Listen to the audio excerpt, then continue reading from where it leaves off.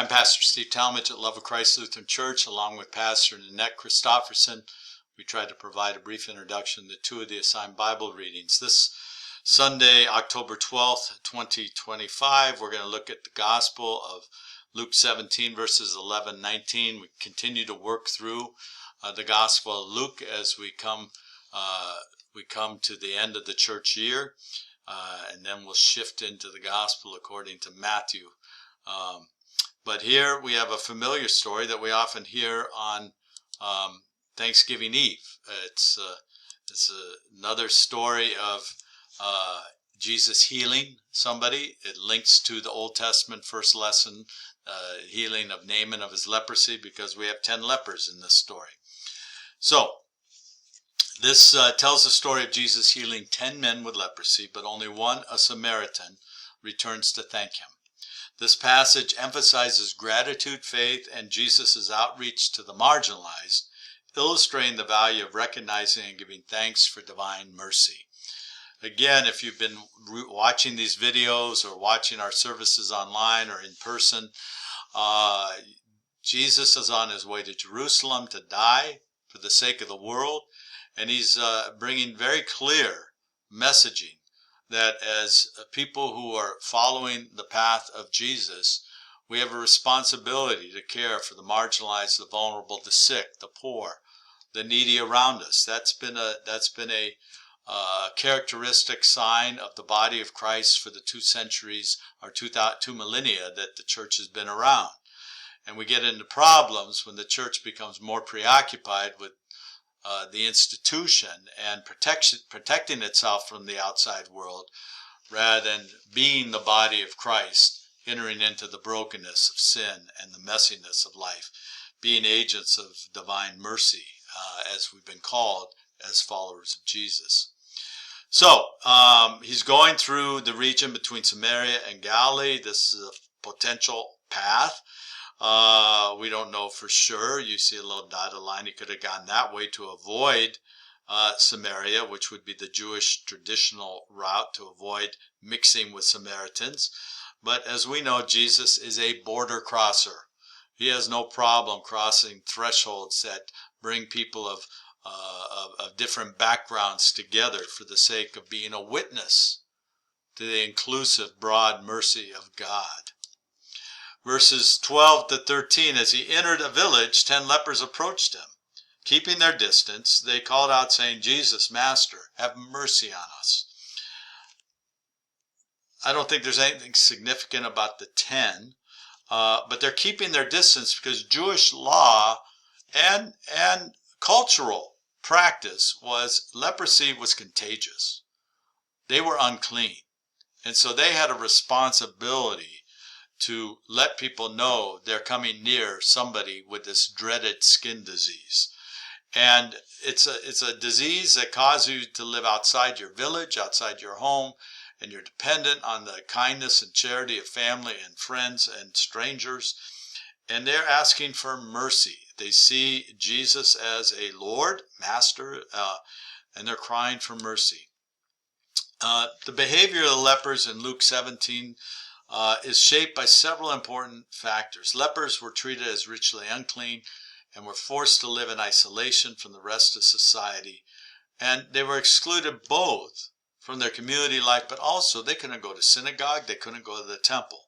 They had to reside outside the cities and could not associate because this was a public health crisis. If you started mixing with people who had this disease, it could take out the whole village. And what was interesting, and we see this in this story, in this lesson, is that other lepers, regardless of other ethnic differences, would come together for the sake of developing their own community of care and protection. And in this case, we have a lone Samaritan with 9 Jewish lepers. Leprosy was seen as not just a physical disease, but a sign of ritual impurity. And in many interpretations, it was a consequence of sin or moral failure. A couple of weeks ago, you heard Pastor Nanette share that in Jesus' day, many people thought if you were materially rich, that was a sign of God blessing you, and your faithfulness was being rewarded. If you were poor or you were diseased, it was a sign of God removing that blessing, and you are paying a consequence, maybe of your relatives or your own. The afflicted were required to announce their presence by calling out, "Unclean, unclean." They also wore torn clothing and let their hair stay unkempt as a sign of mourning and exclusion. Without healing, these lepers eventually would die isolated and separated from their faith community, from their family, from their community. Verse 14. When he saw them, he said to them, "Go and show yourselves to the priests." And as they went, they were made clean. Background. When priests inspected tasarat, which is leprosy, they followed detailed procedures set out in Leviticus. The priests closely examined the skin lesion for specific criteria: color changes, presence of white hair, and depth relative to the skin. Now, the priests weren't medical doctors. They weren't dermatologists like many of us have to go to periodically. But they had enough practice in recognizing, for the sake of preserving the health of their community and not contaminating their worship community, they would check this very carefully. 15 to 16. Then one of them, when he saw that he was healed, turned back, praising God with a loud voice. He prostrated himself at Jesus' feet and thanked him, and he was a Samaritan. Again, in Luke's gospel, you already have heard the parable of the Good Samaritan, which was almost unbelievable to his Jewish audience, because culturally and religiously they had been trained that the Samaritans were less than. They were second class, and sometimes even perceived as ancient enemies of the true tribes of Israel, because they had allowed Jewish and non-Jewish blood to mix together. Also, when the 10 tribes broke away from the southern tribes in the civil war after the death of King Solomon, they set up worship places in the high country of northern Israel, and they prohibited their people to go back to Jerusalem, to the temple, to worship God. The Samaritans were seen as people who believed in Yahweh, and the first 5 books of the Jewish Bible, the books of Moses, but they were perceived to have not the right kind of worship, because they weren't worshiping in the temple. And so we have the Samaritan. Again, it's ironic for Luke. Luke is always a champion of the outsider, of the unexpected. The one that you would never imagine is the one who is the example of faithfulness and the right response to Jesus or to God. And he makes a big deal. And he was a Samaritan. And what's his response to the reconciliation, the restoration, the healing that the removal of leprosy brings? It's gratitude.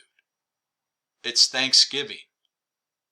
It's humbling oneself, recognizing that without God's mercy and God's grace, I'm stuck outside, excluded, cut off. 17 to 19. Then Jesus asked, "Were not 10 made clean? But the other 9, where are they? Was none of them found to return and give praise to God except this foreigner?" Luke is very intentional about showing us, his listeners, look to those you would least expect to be the greatest example of the right way of following Jesus, of responding to God, of understanding what it means to be saved by grace. Verse 19, then he said to him, "Get up and go on your way. Your faith has made you well." We've heard this in other stories in the Gospels where Jesus says, "Get up and go on your way. Your faith has made you well." And what is the ultimate faith of that Samaritan? That faith is a simple acknowledgement that he has received God's unmerited, unearned, undeserved grace in Jesus. That's the only response that you and I can give to God is thank you. And ideally, as we offer that word of thanks to God, it is going to turn us into a person who recognizes that every day is a gift from God, to be received and to be lived out with gratitude, particularly in the way we care about others. And we know that gratitude is a means of seeing life not as a burden, as a challenge, as a trial, but actually as a gift. There's some main themes here in this lesson. The importance of gratitude and recognizing blessings.